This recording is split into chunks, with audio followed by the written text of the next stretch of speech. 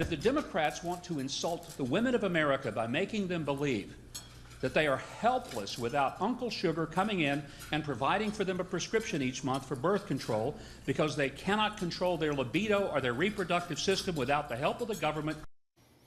That was former Arkansas governor and former Fox News host Mike Huckabee at the GOP winter meeting yesterday, the same meeting where the party is trying to stay on message, the economy and jobs, rather than getting caught up on gaffes and social issues and things like that.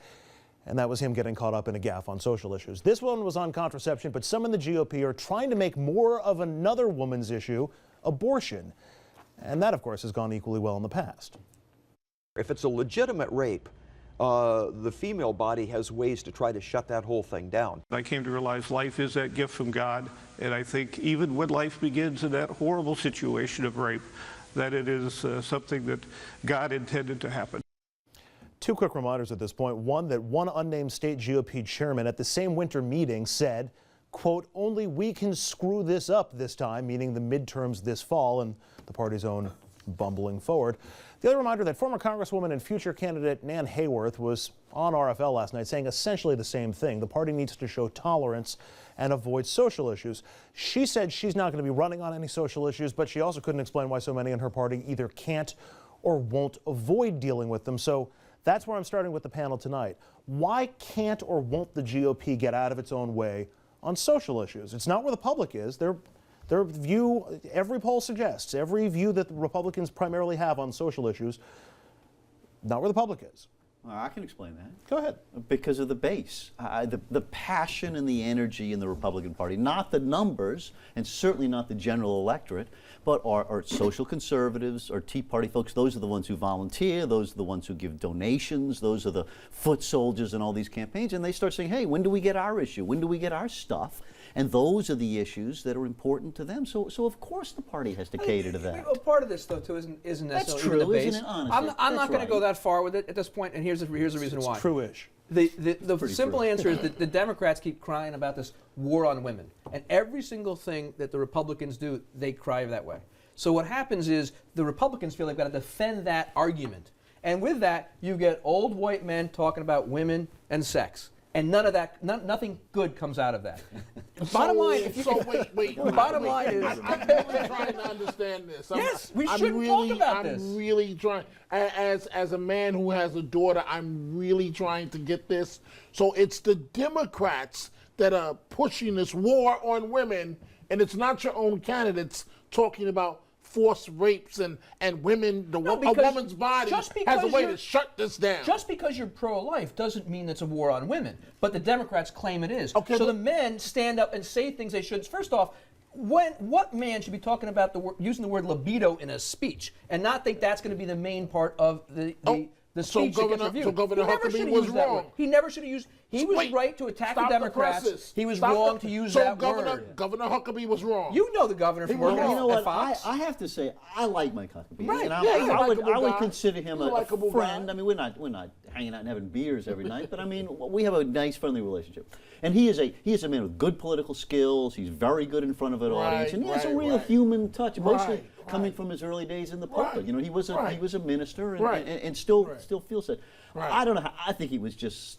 I don't know. He was a brain blurb or something. I don't know. So the Democrats but there's a that distinction. as well? There's an important distinction. Okay, let's take OB out of it. How can Republicans say that Democrats are forcing this when they keep stumbling all over their own words? But that is not the war on women. The war on women they call about is when men are when you're pro-choice, whether you're a Democrat, Republican, or independent. So if you're pro-choice, that's a war on women. That is what they're saying. They're saying if you're pro-life, can I give you some practical if you're pro-life, they claim that you are therefore against women, and that's not the case. Let me give my Republican friends some practical advice. You can still make political mileage on abortion. I mean, Americans, we're still torn on abortion, and as long as you're not real extreme on it, you can make political mileage on abortion. You cannot make political mileage on birth control. People do not want to hear women, men, nobody, Catholics. I mean, I'm Catholic. 90-something% of Catholics use birth control. It is a bad losing political issue. I'm not saying to speak about it. I would never also advise my clients to speak about it. But why does Andrew Cuomo get off going the other extreme and saying everybody should get out of New York? Well, we put him in the bucket yesterday. But that's all part of the same thing. When you bring up Aiken and other guys, Cuomo goes right in there with him for saying things that shouldn't be said that are extreme. We had this debate for the last 2 nights on the show. Unfortunately, you weren't here for it, and I don't want to get back to the Cuomo debate at this point. But because one of the points that comes to mind is when these gaffes happen, when these social issue gaffes happen, I don't think a lot of people begrudge conservative positions on these points. Everybody's entitled. You want to be pro-life, you want to be anti-contraception, fair enough. But there's something that's revelatory about these moments in the way they're described sometimes, that Aiken and Murdoch actually think that way, that Huckabee actually thinks that way, seems out of step with most people when it comes to not just the position, but the reasons behind it. The issue isn't whether you're talking about contraceptive. The issue should be about religion and the fact that the government is now making religious institutions pay for it.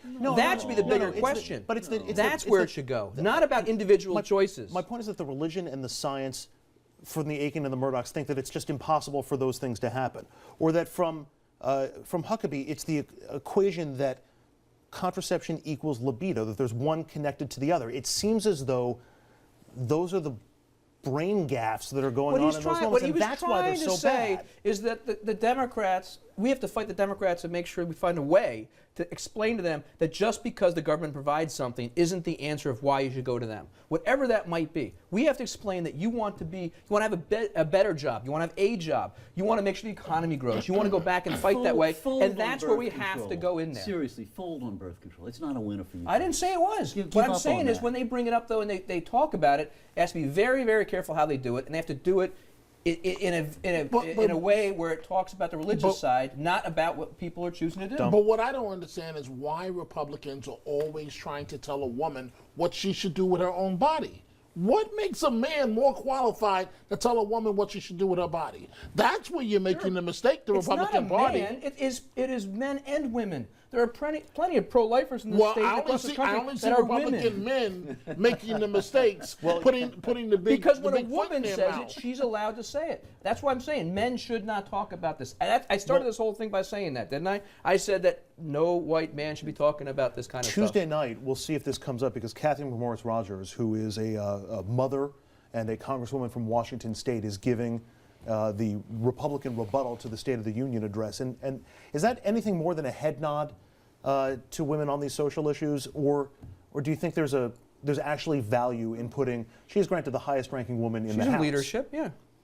But does that resonate with people? I don't want to call it affirmative action. I mean, I know Republicans don't believe in affirmative action, but it was a convenient casting job. But she's the highest-ranking woman in the Republican Party. Right this week, when there's a problem with women, it's a smart move. It all depends on what she has to say. But it's a little different from what we always see with the Republicans. Hopefully, she'll have a glass of water on the set. Without having to reach for a bottle. Right. Touche. Or hopefully she won't do a Bobby Jindal. And completely fall on her face in terms of her remarks. I'm sure she'll do a lot better than that. She's not being touted as a possible presidential candidate, so she'll be fine. It seems like the greater the expectations on them running for president, the worse they do on State of the Union rebuttals.